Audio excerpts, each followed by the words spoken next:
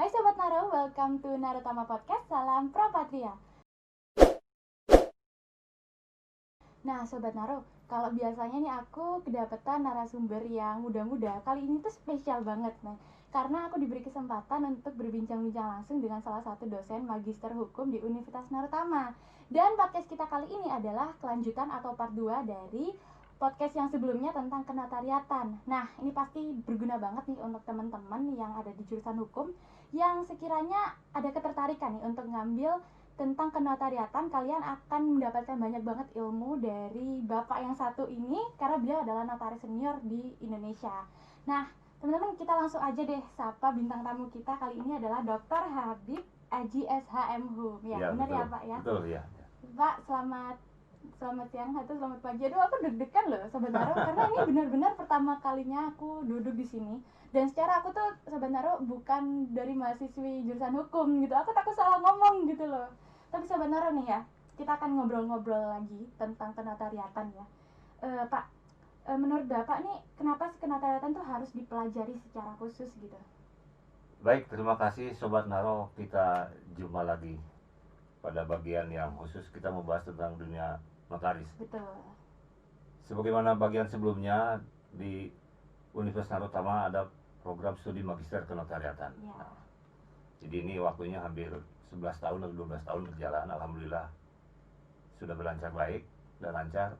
Mudah-mudahan para sarjana hukum yang ada di Indonesia jika ingin belajar kenotariatan, kuliahlah di program studi magister kenotariatan Universitas Narotama. Saya tunggu. Nah benar Pak, mohon maaf nih sebelumnya. Di Universitas Narotama ini magisternya itu ada konsentrasi apa aja Pak di hukumnya Pak? Kalau di hukum itu ada magister hukum, ada magister kenotariatan. Nah, tapi saya khusus magister kenotariatan. Nah, tadi berkaitan pertanyaan yang tadi, memang kalau kita belajar notariat ini, hukum notariat, saya harus dipelajari secara khusus. Saya menyebutnya ilmu hukum kenotariatan itu adalah ilmu hukum yang esoterik. Esoterik itu artinya sesuatu yang harus dibelajar secara khusus. Jadi tidak bisa dipelajari asal-asalan, tidak dipelajari secara sepintas, tapi memang harus dipelajari khusus di program studi magister kenotariatan. Jadi ilmu hukum kenotariatan adalah ilmu hukum yang esoterik, artinya harus dipelajari secara khusus, di mana materinya itu berkaitan tentang tugas-tugas, kewajiban, larangan, dan hal yang berkaitan tentang dunia notaris. Nah, berarti memang harus dipelajari secara khusus ya karena sifatnya esoterik itu ya. Nah, Pak, untuk teman-teman yang memang lagi tertarik nih untuk masuk ke jurusan kenotariatan, mungkin Bapak bisa cerita sedikit sih tentang sejarah notaris di Indonesia itu seperti apa gitu? Sebenarnya kalau lihat sejarah notaris Indonesia itu panjang. Dari berbagai buku yang pernah saya baca, setidaknya sejarah notaris ini dibawa ke Indonesia tuh oleh pemerintah Hindia Belanda. Oh, berarti ini ilmu yang udah cukup lama banget. Udah lama, mungkin sekitar 300-400 tahun yang lalu lah. Kalau kita hitung dari sejak zaman Portugis sampai Indonesia merdeka, itu kan lama. Iya benar-benar. Jadi pemerintah Hindia Belanda pada waktu itu untuk kepentingan dirinya sendiri, yang membawa lembaga kenotariatan ke Indonesia. Karena waktu itu notaris-notaris istilahnya yang ada di Hindia Belanda waktu itu istilahnya kan orang-orang Belanda semua. Jadi dibawa oleh pemerintah Hindia Belanda ke Indonesia, sehingga waktu itu dikenal namanya Peraturan Jabatan Notaris yang berbahasa Belanda. Nah, tahun 2004 dengan Undang-Undang Nomor 30 2004 baru diubah dengan Undang-Undang Jabatan Notaris. Dan apakah itu disesuaikan dengan kondisi di Indonesia sekarang? Ya betul, karena ya? sesuai kebutuhan disesuaikan. Jadi tahun 2004 lahirlah yang namanya Undang-Undang Jabatan Notaris untuk menggantikan semua peraturan perundang-undang kenotariatan yang dibawa oleh pemerintah Hindia Belanda. Jadi sejarah sesingkatnya seperti itulah ya. Pak. Nah, untuk teman-teman yang penasaran nih Pak, kira-kira apa sih yang dipelajari di magister kenotariatan itu? Ya kalau dipelajari di magister kenotariatan dibagi 3. Kita belajar ilmu hukum kenotariatan, kita juga belajar tentang pejabat pembuat akta tanah, dan kita juga belajar juga tentang pejabat lelang. Jadi ilmu hukum notarisnya sendiri, belajar PPAT, dan juga belajar tentang lelang. Lalu ini hal-hal yang berkaitan tentang dunia lelang dipelajari. Jadi secara umum 3 hal itu yang dipelajari. Tapi kan nanti diperinci lagi hal-hal lebih kecil, misalnya tentang hukum warisnya, hukum tanahnya, pendaftaran tanah dan lain-lain. Itu secara umumnya seperti Berarti itu. secara garis besar itu ya Pak Betul, yang ya, dipelajari. ya. Dan kira-kira waktu tempuhnya dan berapa SKS yang akan teman-teman dapatkan kalau mereka mengambil magister kenotariatan? Kalau di Narotama waktu tempuhnya sekitar 18 bulan. Berapa SKS Pak? Sekitar 50-an lah. 48 sampai 52 SKS kali itu. Oh baik. Jadi kalau mungkin paling tidak kalau digenapkan lah 2 tahun lah. Pokoknya 18 bulan kalau lancar, semuanya insya Allah sudah selesai kan. Kalau lancar, kalau nggak ada yang ngulang ya Pak? Ada yang ngulang atau mahasiswanya rada malas gitu. Agak nambah-nambah dikit tuh. Nah makanya itu. Biasa itu kan di mana juga Biasa, ada. benar. Tapi di program studi maksimal rata-rata selalu memberikan jalan bagaimana agar mahasiswa ini lulus tepat pada waktunya. Iya benar-benar. Berarti sangat dibantu sekali dan diperhatikan banget Betul, ya iya, mahasiswa-mahasiswa betul, tuh. Nah Pak, saya dengar-dengar nih jalan untuk bisa menjadi notaris itu kan panjang. Gimana sih Pak proses dan prosedurnya untuk bisa menjadi seorang notaris? Ya baik, kita tahu bahwa yang bisa kuliah di program studi maksimal rata-rata adalah harus sarjana hukum. Sarjana hukum. Jadi mereka harus lulus sarjana hukum dulu, Iya. baik negeri ataupun swasta. Pokoknya lulus sarjana hukum. Setelah itu kuliah di prodi kenotariatan selama ya 18 bulan sampai 24 bulan. Jadi kuliah dulu katakanlah 2 tahun, menulis tesis dan lain-lain. Setelah itu ikut magang di kantor notaris selama 2 tahun juga. Setelah ambil magister atau sebelumnya Pak? Magangnya setelah lulus. Oh setelah lulus. Jadi lulus dulu 2 tahun di magister kenotariatan, kemudian magang di kantor notaris juga 2 tahun. Nah tahun kelima atau tahun keenam baru boleh mengajukan permohonan untuk diangkat sebagai notaris pada daerah yang ada formasinya. Oh jadi notaris itu nggak hanya sekedar udah lulus S2 dan punya ijazah magister kenotariatan, tapi memang harus ada proses magangnya dulu ya Betul, Pak? ada magangnya, ikut pelatihan ini dan itu ada. Semata-mata untuk meningkatkan kualitas notaris yang bersangkutan. Karena Benar-benar. ilmu yang esoterik itu jadi tetap harus dipelajari meskipun dia sudah lulus atau dalam keadaan magang, tetap harus ditambah ilmunya. Betul, berarti nggak hanya secara teori mereka didapatkan dari pendidikan mereka di magister, tapi mereka juga harus cari pengalaman dari magang itu ya Pak? Betul seperti itu ya. Benar. Nah, kalau teman-teman yang kepengen banget nih jadi notaris nih Pak, kira-kira Bapak melihat prospek pekerjaan lulusan magister kenotariatan untuk di era sekarang atau di era 5-10 tahun ke depan itu seperti apa sih Pak? Baik, kan lembaga kenotariatan ini dilahirkan oleh negara. Artinya negara lah yang melahirkan jabatan notaris ini dengan undang-undang jabatan notaris. Jadi negara yang menginginkan lembaga notariat ini hadir, ada. Jadi bukan masyarakat yang menginginkan, Iya, tapi betul. negara yang menginginkan. Nah sehingga negara yang menginginkan sudah tentu lembaga notariat ini akan tetap ada selama memang undang-undangnya tetap ada. Baik. Nah pada sisi yang lain, bagaimana prospeknya? Ya. Karena ada kewajiban, larangan dan lain-lain tentang dunia notaris dan sangat dibutuhkan, dan negara juga menginginkan agar masyarakat yang membuat alat bukti wajib dan akta notaris ya mau tidak mau sampai kapanpun ya prospek kenotariatan itu tetap ada. Akan tetap ada. Ya, Akan Pak, tetap ya. ada. Dan akan selalu dibutuhkan ya. Akan Pak, selalu dibutuhkan. Jadi jangan khawatir. Jangan khawatir kalau mau masuk ke magister kenotariatan karena akan selalu dibutuhkan sampai kapanpun ya Pak. Betul ya? seperti Benar. itu. Ya, jangan usah khawatir, pasti akan diperlukan. Apalagi negara menginginkan dunia notaris itu tetap ada. Masyarakat pun banyak yang membutuhkan jasa notaris pun akan tetap ada. Benar-benar. Dan yang ketiga apa?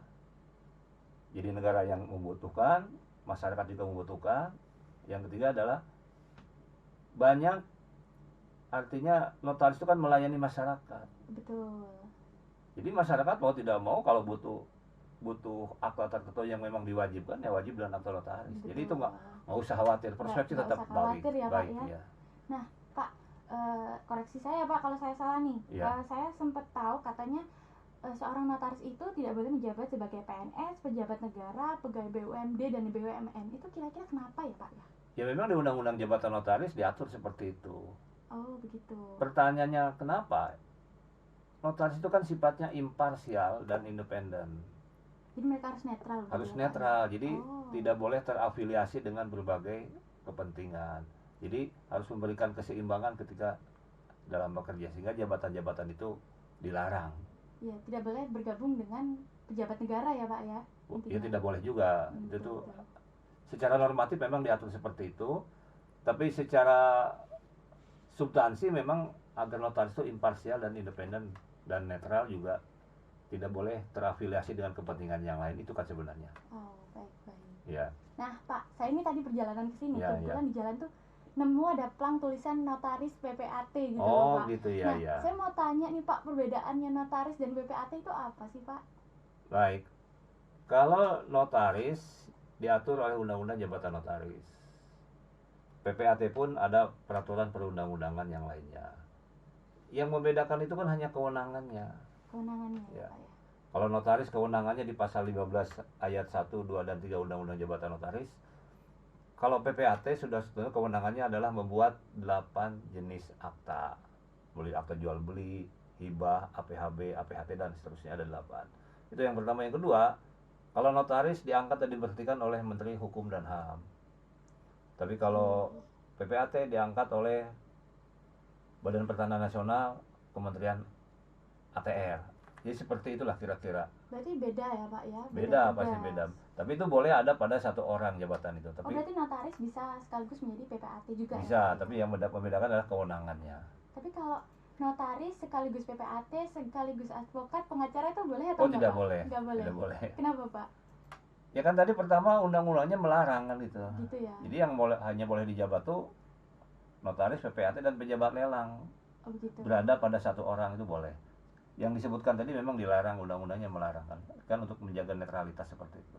Nah, kita bicara tentang larangan nih, Pak. Berarti kan kita juga bicara tentang kode etik ya, Pak. Ya. Mungkin Bapak bisa jelaskan sedikit sama Sobat Naro apa itu kode etik notaris dan apa akibatnya kalau mereka melanggar gitu. Iya. Jadi sebenarnya yang namanya kode etik itu kan kesepakatan profesional dari mereka yang bergabung atau menjalankan tugas jabatan di bidang-bidang yang bersangkutan. Misalnya kode etik notaris adalah ya memang kesepakatan profesional ya, yang dilakukan oleh para notaris sendiri untuk menentukan mana yang boleh, mana yang tidak, dan secara internal untuk mengatur yang bersangkutan. Mereka sendiri yang tergabung di dalamnya. Tapi kalau menurut saya bukan hanya kode etik yang harus dipelajari, yang harus ditaati. Di atas kode etik itu ada yang namanya etik. Etik. Iya. Apa itu, Pak? Tadi saya kan kalau kode etik itu kan tertulis kesepakatan para profesional. Betul. Tapi kalau etik itu tidak tertulis, tapi semata-mata muncul dalam dirinya sendiri. Ada hal yang memang harus ditaati, diikuti atas kesadarannya sendiri. Apa itu, Pak, contohnya?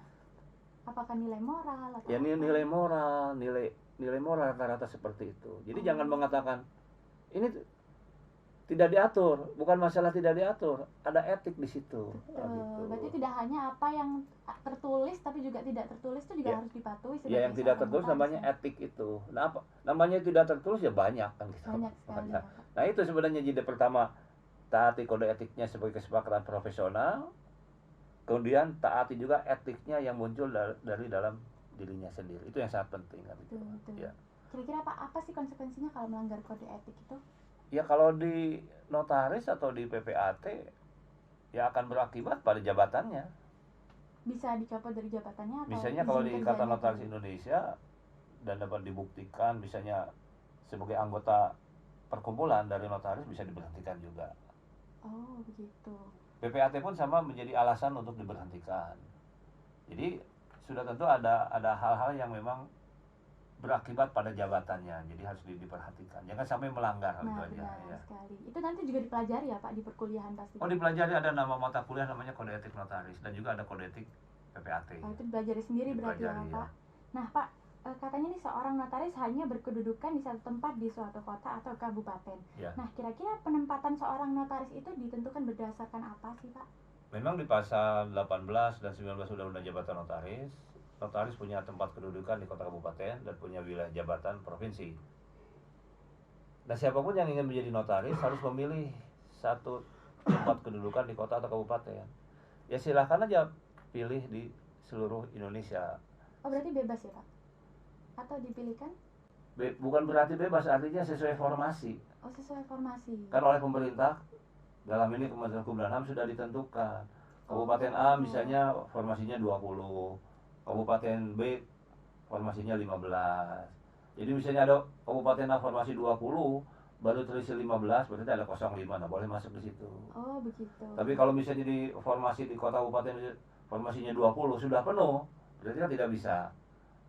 Benar, berarti benar. dia cari kabupaten atau kota yang lain. Nah, seperti itu caranya. Jadi nggak boleh banyak notaris numpuk istilahnya di satu tempat gitu, nggak bisa ya Pak ya? Ya memang adanya formasi itu agar tidak numpuk di satu tempat. Ini kan tadi saya mengatakan notaris ini dihadirkan oleh negara, oleh pemerintah Nah, untuk melayani masyarakat. jadi Jadi dimanapun diusahakan dia harus mau gitu. pelayanannya secara merata ya Pak Betul, ya? sudah merata Nah, seperti itu. nah Pak, sebagai notaris senior nih Pak, kira-kira biasanya permasalahan atau tantangan apa sih yang akan dihadapi oleh seorang notaris gitu? Sebenarnya kalau saya mungkin jangan menggunakan istilah notaris senior ya. Gimana tuh Pak? Apa istilahnya? Lebih dahulu jadi notaris dibandingkan dengan yang lain. Oh iya, intinya kan itu ya Pak. Iya, bahasanya Baik-baik. berbeda. Bener-bener gimana nih Pak? Tantangan apa sih yang biasanya dihadapin sama teman-teman notaris itu? Pertama kan tantangan adalah misalnya pertama kemajuan teknologi. Bisa saya berikan contoh, satu nih contoh ya.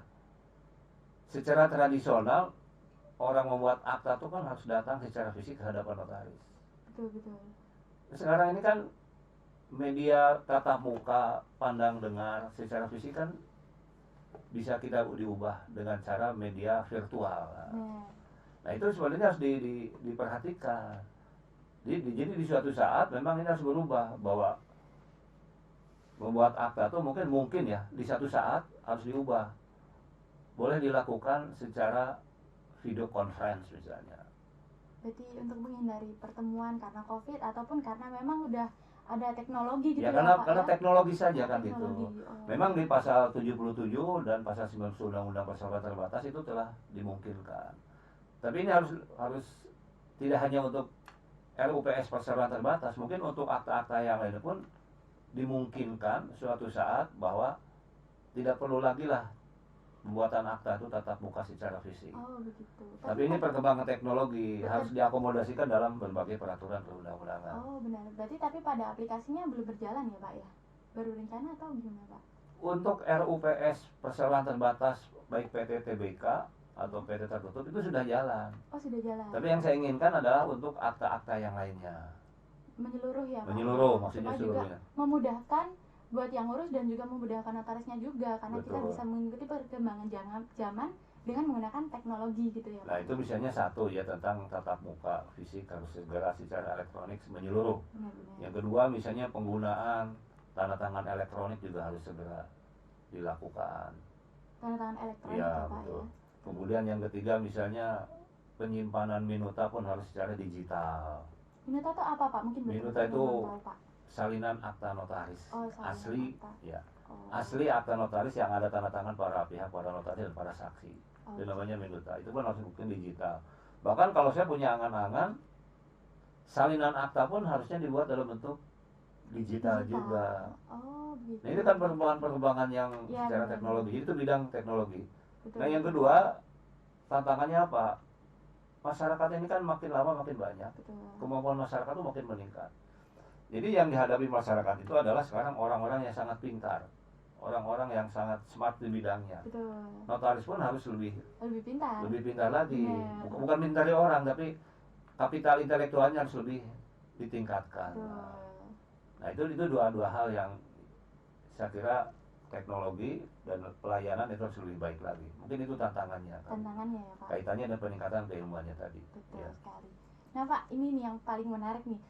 Teman-teman tuh banyak yang bilang, nanti jadi notaris, jadi BPAT itu pasti bakal kaya gitu Pak. Boleh bisik-bisik nggak Pak? Ke Sobat Nara semua, kira-kira gaji seorang notaris dan BPAT itu berapa sih Pak? Sebenarnya kalau ingin jadi notaris atau jadi PPAT, jangan diniatkan untuk kaya gitu. Oh gitu loh Sobat Nara, Jadi, jangan niatkan untuk kaya. Niatkanlah untuk menempatkan diri untuk melayani masyarakat Melayani masyarakat. sesuai dengan tugas atau kewenangan yang diberikan oleh pemerintah. Berarti sifatnya pengabdian ya Pak? Pengabdian. Betul. Tapi kalau seorang notaris PPAT telah melaksanakan tugas jabatannya dengan baik dan benar, memuaskan masyarakat, sudah tentu masyarakat akan memberikan penghargaan, sehingga istilahnya bukan bayaran tapi honorarium. Honor. Honor itu kan penghargaan, apresiasi, penghormatan. Betul. Jadi kalau seorang notaris bekerja baik, bekerja benar, yang dilayani pun merasa memuaskan, Puas gitu. dia akan memberikan honorarium, penghargaan Yang terbaik ya Pak. yang terbaik dari masyarakat. Betul. Entah berupa uang, entah berupa pun apapun. Nah kalau itu sudah baik dan benar, segala sesuatunya kan tinggal mengikuti saja, Benar-benar. tidak Berarti berrepot-repot. Sobat Nara nih kalau memang mau jadi notaris atau PPAT harus diluruskan dulu niatnya, bukan untuk jadi kaya, tapi memang untuk benar-benar melayani masyarakat begitu ya Pak ya. Jadi melayani masyarakat dengan baik dan benar dan memuaskan, masyarakat akan memiliki penghargaan yang sangat tinggi.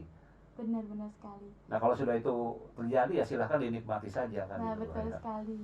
Nah Iya. Pak, kira-kira Bapak berapa lama nih menjabat sebagai seorang notaris tuh Pak?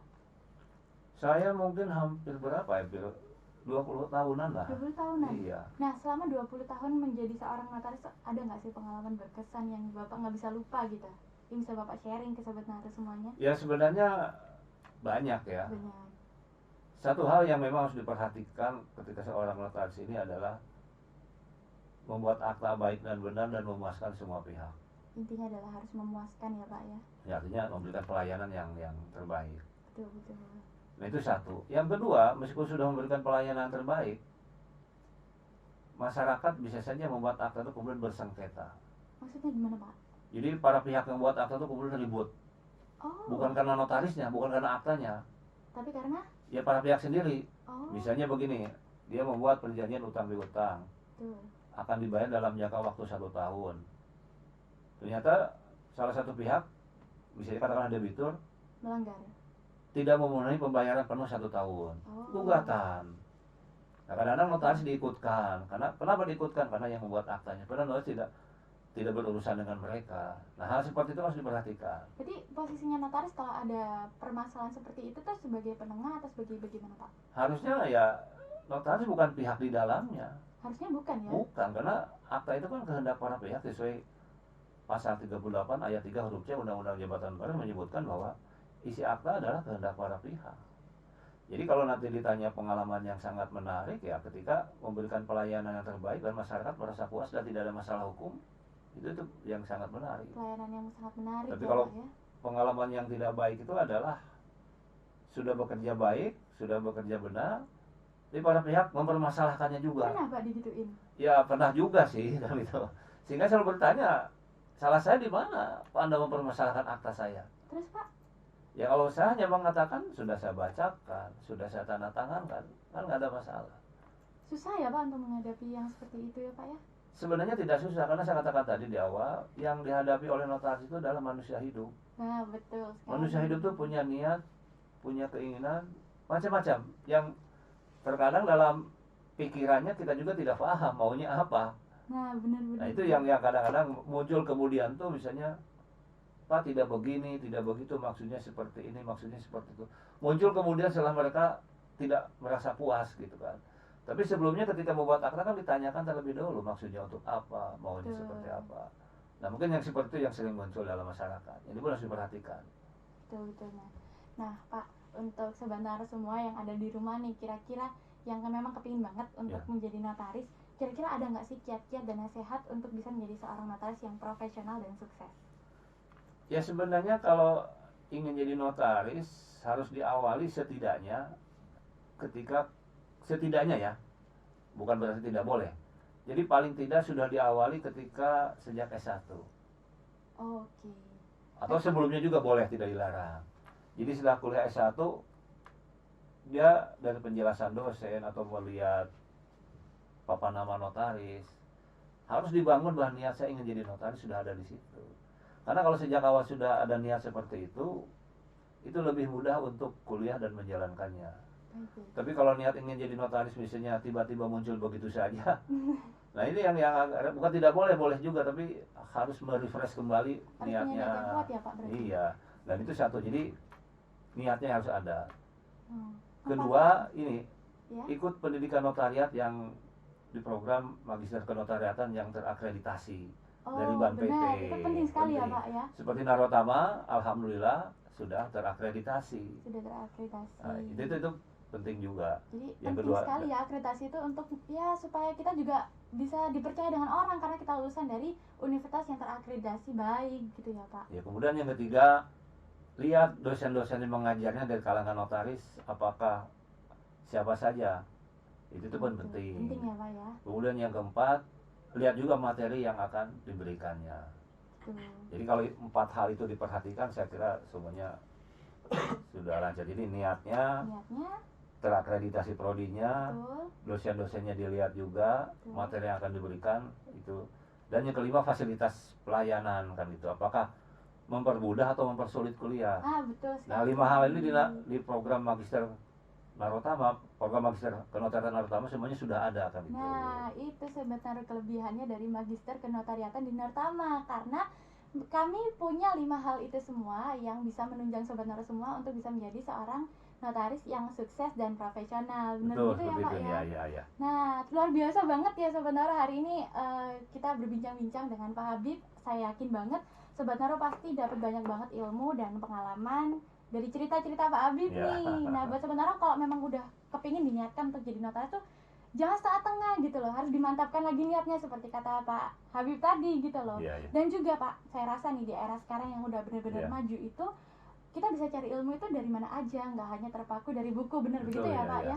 Jadi dengan segenggam HP ini aja kita tuh udah bisa cari ilmu di mana saja dan kapan saja, bener begitu ya Pak. Nah, salah satunya itu teman-teman Sobat Nara juga bisa dapat ilmu tentang kenotariatan lebih dalam dan lebih luas lagi dengan cara melihat channel YouTube-nya Pak Habib. Nah, apa Pak nama channel YouTube-nya Pak? Baik, jadi dalam rangka menyebarkan ilmu pengetahuan kenotariatan, saya punya channel YouTube namanya Tanya Habib Aji.